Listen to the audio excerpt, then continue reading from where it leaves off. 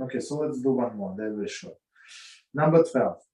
In every case where one must go back and pray Shemoneh Esrei again, he must wait before beginning the second Shemoneh Esrei for an amount of the time that the text will walk 4 amos, like a few seconds, I would say.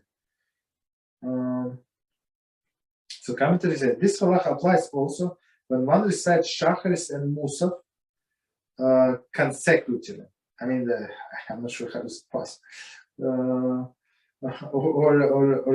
in certain cases, recited the compensatory prayer.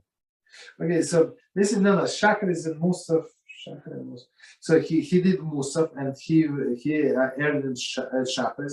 So he can pray right after he finishes mussar Shemoneh Esrei, he can start shacharis Shemoneh Esrei, which makes sense, right? So he just wait how long?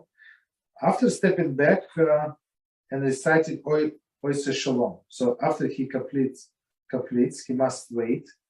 How long? Approximately 2 to 3 seconds. So it would be like a clear separation. So I finished that. Okay, I have an obligation to pray whatever I missed last time. Okay, no problem. I'm going to do that.